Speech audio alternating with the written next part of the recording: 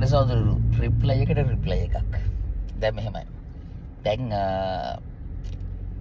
මම වීඩියෝ එකක් දැම්මා. ඒ වීඩියෝ එකේ ඇත්තටම ඒ ගුරුවරට බනිනවද කියන එක නෙමෙයි, බනිනව නෙමෙයි, වැරද්ද පැහැදිලි කිරීමක් කරන්න. ඒක වැරදි දෙයක් ඉගෙනුවාම ඒ වැරද්ද තමයි පෙන්වුවේ. හරි. එතකොට දැන් එතනදී මම මගේ වීඩියෝ එකේදී දාන්නේ අර්ථ දැක්වීම. සරල අනුවර්තී චරිතයක් කියන එකේ අර්ථ දැක්වීම.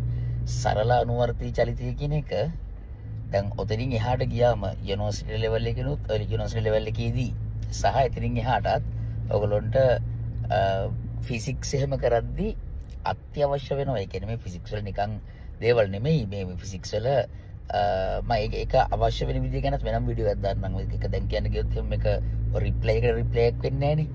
ඒක හින්දා ඒකයි මම කියන්නේ මේවා නිවැරදිව හරියටම ළමයි ඉගෙන ගන්න ඕනේ. හරි. එතකොට මෙයා වරද්දන්නේ මම ඇත්තටම මම දන්නවා එයාව, හැබැයි නම මට මතක නැහැ හරියටම එයාගේ නම මොකද්ද කියලා. ඒක මම කියෙව්වත් මට මතක නැහැ. කොමාරි දැන් දන්නවනේ රිප්ලයි එක කාටද දෙන්නේ කියලා. එතකොට මේ ගුරුවරයා එතනදී දැන් එයා කපල කෑල්ල දාලා තියෙනවනේ. ඒ කපල දාලා තියෙන කෑල්ලේ එයා සරල අනුවර්තී චලිතය අර්ථ දැක්වීම ගැන කියන්න හදනවා. ඒකෙදිත් හිර වෙනවනේ. ඒකදිත් හිරනවා. තරණය ඒක තමයි කියලා නවත්තන්නේ. කියන්නේ ඒකත් ඇඟ ඇතුලින් ගලාගෙන ඉන්නේ නැහැ. හරි නිසි අර්ථ දැක්වීම. හරි. හැබැයි ඕක නොකිය යටිතරයට ගණන් හදන්න බෑනේ. සරලණු චලිතේ. ඒකින්ද යටිකම තරහ නැහැ. මම පුද්ගලිකව තරහ නැහැ. පුද්ගලිකව කිසිම ප්‍රශ්නයක් නැහැ. මම දන්නෙත් නැහැ. මම මොකුත්ම දන්නේ නැහැ. මම දන්නේ සමාජගත වෙන සරල අනුවර්තී චලිතයේ සිද්ධාන්තය ගැන විතරයි. එතකොට ඒක ළමයට පැහැදිලි කරන්න කලින් දැන් එයා කපලා දාලා තියෙන වීඩියෝ එකට කලින් මම ඒක තමයි අර කියන්නේ වීඩියෝ එකේදී මේ වීඩියෝ එක බලන්න කියලා. එතකොට මේ වීඩියෝ එක බැලුවම තමයි යම් මට්ටමකට හෝ මැට්ස් දන්න කෙනෙක්ට තේරෙන්නේ මෙයා මොකද කරන්නේ කියලා. වරද්දන්නේ ඔතනදීද කියලා. ඒකින්ද එයා වරද්දන්නේ දැන් ඔය කියන තැන නෙමෙයි. වරද්දන ඊට කලින් පැහැදිලි කිරීම. ඊට කලින් පැහැදිලි කිරීමේදී යට විස්ථාපනය කියන එකත් වරදිනවා. ඒ කියන්නේ විස්ථාපනය කියන එක මේ සරල කාරණා බොහොම පුංචි වචන වෙන්න ඇති ඔයගොල්ලන්ට මේ අහන කට්ටියටත්. ඒ වුණාට එතනදී එයා ඒ අර්ථ දැක්වීම දෙන්න කලින් එතෙන්ට පෙර තමයි වරද්දන්නේ. හරි. එතනදී විකාර ගොඩක් කියන්නේ. ඒක වැරදි. හරි. ඒ පැහැදිලි කිරීම වැරදි. ඒ පැහැදිලි කිරීම වැරදි බව තමයි මම කියන්නේ. නැත්තම් එයා කියන අන්තිමටම දෙන එකේ වැරදි කියලා නෙමෙයි මං කියන්නේ. අන්තිමට ඔක නොදී ගණන් හදන්න බෑනේ. එතකොට ඉතින් මුත්ම කරන්න බෑනේ. ගුරුවරට මුත් කරන්නත් බෑ, ළමයින්ට මුත් කරන්නත් බෑ. ඒ හින්දා මොකක් හරි ගණන් සෙට් එකක් හදන්න වෙනවනේ පාඩම කරාට පස්සේ. ඒ ගණන් සෙට් එක හදද්දී ඔය අර්ධ දෙකකට මුත් කරන්න බෑනේ. දැන් ඔය දක්වා එන්න දැන් ඔය කපලා දාලා තියෙන එක් තැනට එනකන් තමයි වරද්දන්නේ. ඒකේ වැරද්ද බලන්න. ඉතින් මං බණිනවනේ මේ බණිනවා කියන එක හරියට බණිනවා කියන එකේ අර්ථ දැක්වීම මම දන්නේ ගොඩක් අය දන්නේ නැහැ වගේ. බණිනව නෙමෙයි. බණින්න එයාවට වරදක් කරලත් නැහැ. වරදක් කරලා නැහැ නේ මං මන්නේ බණිනවා කියලා කියන්නේ. ඒකට එයාමට වරදක් කරලා තිබ්බොත් නේ මං එයාට බයින්නේ. එහෙම නෙමෙයි. ගණිතයේ මොකද මේක අනාගත ළමයි ගොඩකගේ අනාගතය තීරණය කරන මේ තැනක් නේ මේක. මේ ටියුෂන් ගුරුවරයා හරහා වෙන්නේ. එතකොට ඔතන ඉස්සරහින් ළමයින්ගේ මොළ නිවර්දිව හැදෙන්න එපා. හරි. එහෙම නිවර්දිව හැදුනොත් නේ මේ ඒගොල්ලෝ ඉදිරි ගමනක් තියෙන්නේ.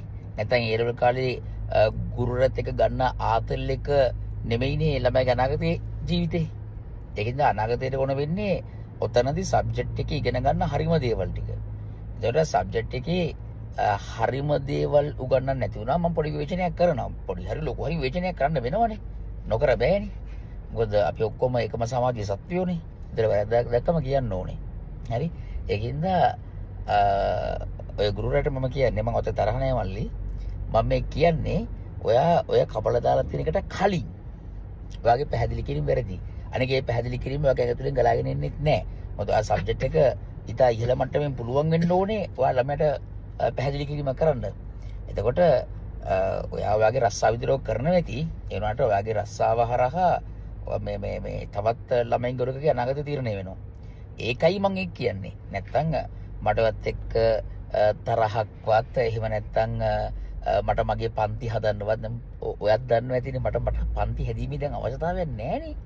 ඒ කියන්නේ දැන් කොරෝනා වලට වලින් පස්සේ මම ෆිසිකලි පන්ති පටන් ගත්තේ නැහැනේ. ඊට පස්සේ ලංකාවේ මේ කාලය තුල මම ඉන්න හින්දා මට යම් දෙයක් කළ හැකි හින්දා මම නිකන් සබ්ජෙක්ට් එක නිකන් කරනවා කියන්නේ මම හොඳටම කරනවා. කියන්නේ ළමයින්ට මේ හොඳම දීදිරිල්ල හොඳ රිසර්ච් ගන්න අපි 26 නේ දැන් මගේ ලියන බැච් එකේ ඉන්නේ. 26 තමයි මම අවුරුදු දෙකමාර කරන බැච් එකේ ඉන්නේ. ෆිසිකලි ඔක්කොමත් එක්ක මහන්සිලා අපි පරණ විදිහටම කරන පන්තිය තියෙන 25යි 26යි 27යි. ඉතින් අපි ඒ රිසර්ච් වලට බලමු අපි අනාගතයේදී මොකද වෙන්නේ කියලා. ඒකින්ද තරහකට කියන දෙයක් නෙමෙයි. ඔයගොල්ලන්ට තව කල් තියෙනවා. හරියට හැදෙන්න ඕනේ. එතකොට ඒක මට මේ ගොඩක් අය දාලා තියෙනවා පුදුලේ කරනවා. මම පුදුලේ කීමේ කිසිම අවශ්‍යතාවයක් නැහැ. මොකද මේ YouTube එක හරහා දැකපු දෙයකට YouTube එක හරහා උත්තර දුන්නම හොඳයි කියලා මට හිතෙනවා. ඒකින්ද වැරද්ද වෙන්නේ පැහැදිලි කිරීමේ. එහෙනම් අපි ගියා. උගන්නන්න හරියට, ඉගෙන ගන්න හරියට මම මේකේ කල හැකි සියල්ල කරලා දීලා තියෙන්නේ.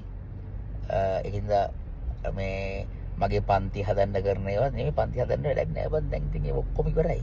නැද්ද සනත් අයියා? හැදිලා. පන්ති හදලා සල්ලි හම්බ කරන්න ඕනේද බං අපිට දැන්? ඒ වෝඩ් නෑ. අපි හොදට ටැක්ස් එකම ගෙවලා අපි මුල ආතල්ලියක ඉන්නේ. ඒකින්ද මේ පන්ති හැදීමේ කිසිම උවමනාවක් නෑ. මොකද දැන් හොඳ තාමත් ළමයි ගොඩක් ඉන්නවා හරි. මොකද ඔන්ලයින් උත් ක්ලාස් කරනවානේ. ඒකින්ද පන්දර ගොඩක් ළමයි ඉන්නවා. ඒගොල්ලෝ හොඳ ප්‍රතිඵලත් දායි 26 27 පන්ති වලදී. අපි ඒ වෙයිදී බලමු. මේ ඒකින්ද මේ පන්ති හදනවා කියන මේ පන්ති හදනවා කියන එක අතිශයින් සරලයි බං. මට මේ ළමයි 1500ක පන්තියක් හදන්න මාස 6යි ගියේ. මේ 2005. ඒකින්ද මේකේ කළ හැකි ඔක්කොම කරලා තියෙන්නේ. ප්‍රතිලාභත් ඔක්කොම ලබලා තියෙන්නේ. දැන් මේ 40 ක ඉන්නේ. එතකොට අපේ සමාජය තුල යම් වරදක් වෙනවා නම් ඒකට ප්‍රතික්‍රියා කිරීම අපේ සමාජය වගකීම. ඒකයි අපි එක් කරන්නේ නැත්නම් කාටවත් තරහකටවත් මොකටවත් නෙමෙයි. ඉතින් ළමයින්ට කියන්න තියෙන්නේ ඔය ගුරුවරු අදහන්න. හරිද? මේ හැබැයි ඔය ගුරුවරයා ඔය අවුරුදු දෙකමාරින් පස්සේ ඔයගොල්ලෝ එක්සෑම් ලියලා රිසර්ච් ආවට පස්සේ ගුරුවරයා ඔයගොල්ලෝ අනාගතය ගැන බලන්නේ නැහැ. අනාගතය හදාගන්න. නිකන් ගුරුන්ට කඩ යන්න එපා. මේ ලොකු වීරයෝ විදිහට හිතාගෙන ඕවා කරන්න එපා. මේ අපරාධේ ඔයගොල්ලෝගේ අනාගතේ හිතලා බලලා වැඩ කරලා අනාගතයට යන්න අපි ගියා.